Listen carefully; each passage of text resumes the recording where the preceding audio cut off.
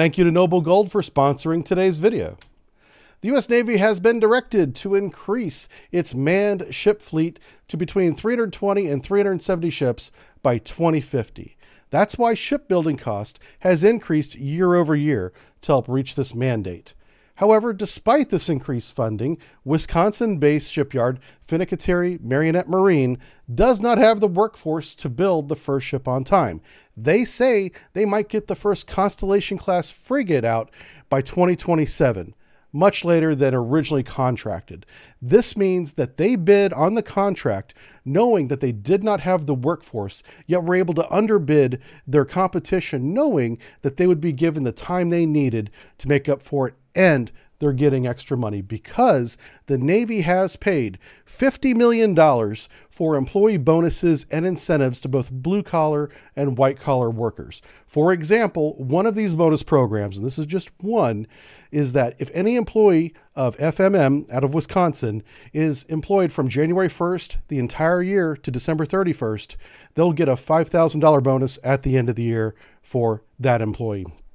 We're spending more money every year and getting excuses and delays instead of the ships that we're paying for. And yes, we're paying for this ship despite it not being delivered on time.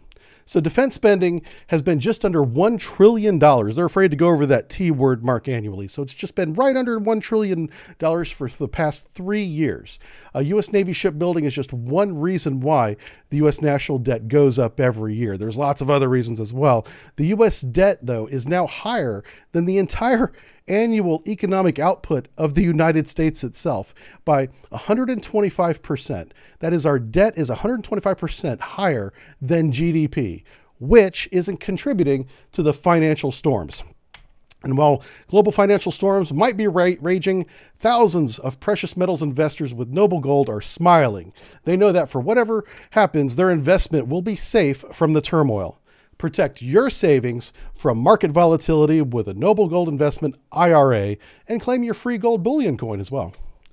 Talk to a Noble Gold investment expert today and they will walk you through your options. And if you qualify, they'll guide you through the whole process. Call 877-646-5347 today and take control of your financial future. Or visit noblegoldinvestments.com now. That's noblegoldinvestments.com, the only gold company I trust. This is the future of the U.S. Navy large surface combatant right here. Every scenario brings the number down. All but one scenario is going to bring the current number of large surface combatants down to 40% of its current format. That means by 2050, we're basically going to have 9 aircraft carriers, and it could be as low as 7, a couple of Arleigh Burkes, whoever's left in 2050, and mostly frigates and submarines by that time. This is the future of the U.S. Navy, and that scenario 4 is very much an outlier. That's the everything in the kitchen sink scenario that is never going to be funded because it's going to be ridiculously expensive. We can't build the ships we're paying for now. There's no way we're going to pay for more ships and expect to get more. They can't build the ones we're paying for now. So let's talk about the ships that we do have now, what they're doing around the world. Let's take a look in the Pacific here, where a naval exercise is underway with Korea and Japan. That's right, the Carl Vinson and its escorts, USS Princeton, USS Kidd, USS Sterett. These come amid times of North Korea is increasing its missile launches and showing that it has ballistic missiles. And they even launched a satellite last year that is not just putting an object into orbit, it's actually a recon satellite that goes over the North Korean peninsula and Japan several times a day now. That's up in the air. They're also, North Korea, launching large-scale artillery drills into the Sea of Japan as a demonstration of force. And I'm sure Putin would much rather have those artillery shells himself to use in Ukraine. So amid all this instability and show of force that North Korea is putting on, the United States Navy has sent our carrier, Carl Vinson that you see here, to work with South Korea and the Japanese Navy and conduct an exercise. We'll be keeping an eye on this, and if anything comes of it, we'll let you know. All right, as promised, I have an update on USNS Mercy. That's right, I promised you guys something. I'm going to follow up on it.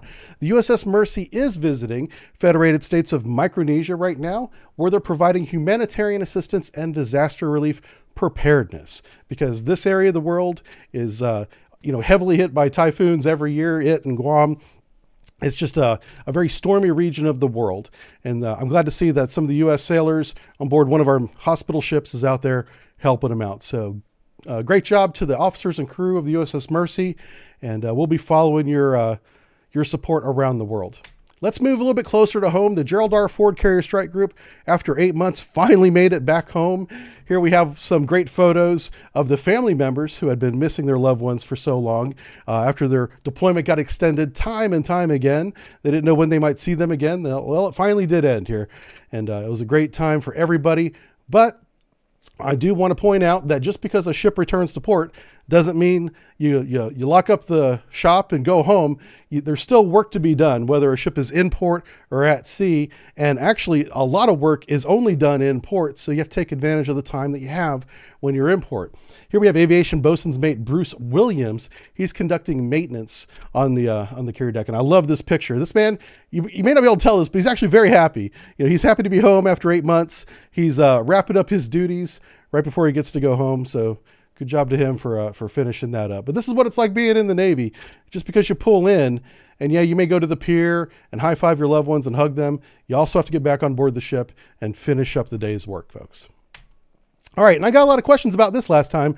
What in the world is this Coast Guard ship doing down here at the bottom end of the map? Well, that's the Coast Guard cutter Polar Star, and they are doing something very interesting. They're visiting McMurdo Station in Antarctica, conducting something called Operation Deep Freeze. And before we get into what that is, I love this picture that the Coast Guard posted about this little trip.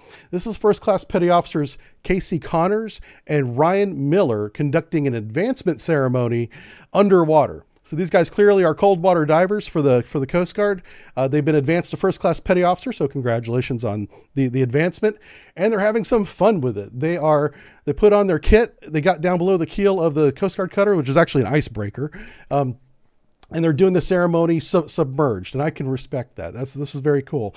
And if you're in the military, whether it's the Army, it doesn't matter what branch, every time you get an advancement ceremony or a reenlistment ceremony especially, you'd be surprised at how far your branch will go to accommodate any kind of special considerations you want to do. For example, you could reenlist in the back of a two-seater fighter at 15,000 feet if you ever wanted to go on a plane ride. You can have that be one of the stipulations of your re-enlistment conditions.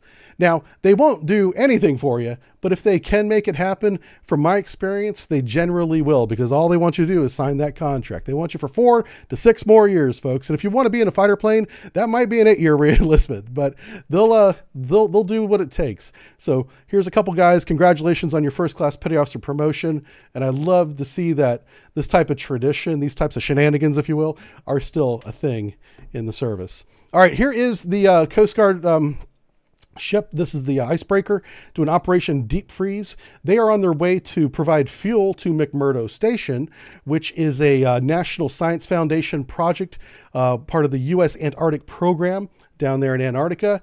And they supply fuel, but in order to get the fuel to them, they have to clear a path through the ice.